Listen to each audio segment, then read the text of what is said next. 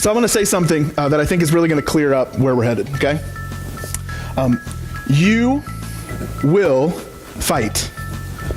If you are in a relationship, 100%, you will fight. Now, here's what happens. The woman is speaking and she says, I slept, but my heart was awake. I heard a sound, my beloved is knocking. And he says this, he says, open to me, my sister, my love, my dove, my perfect one. For my head is wet with dew, my locks with the drops of the night. Here's what he's really saying.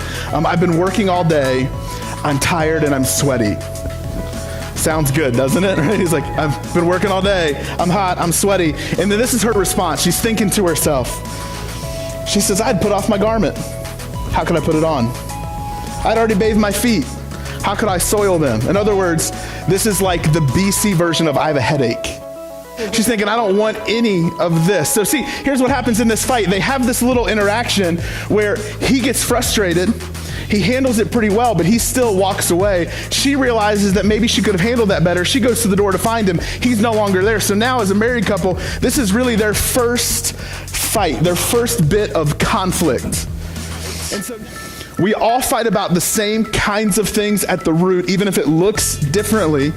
But I really believe how we fight matters.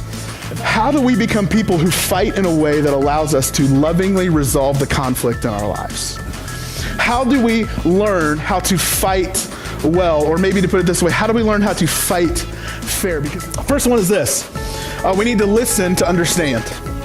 We need to listen to understand. In fact, James, he writes this. He's the half-brother of Jesus. He says, post this at all the intersections, dear friends.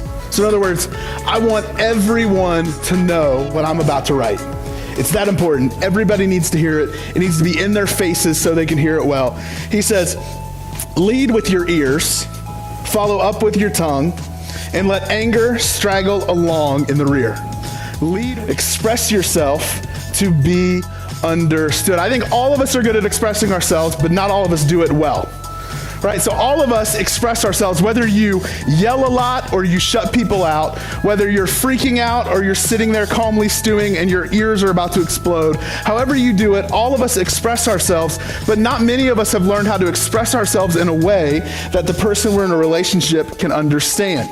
If you're the only one who understands what you're arguing about, you're not doing it right. Okay? There's one final thing I want to encourage you with, and it's this. Don't quit. Don't quit. Now, if you're not married and you're in a relationship and you're fighting, you might need to quit, and that's okay. There's nothing wrong with that. Okay? But for you, the key is don't let your fighting in one relationship ruin your next relationship. Don't quit embracing the conflict because it went poorly before. Don't quit embracing the conflict because it was modeled to you poorly by your parents. Don't quit. Conflict is necessary and conflict is healthy when it's done well. But if you're married in here, here's what I'll tell you. Quitting should not be an option in your conflict. But I think far too many of us give up way too easily, way too quickly. Don't quit.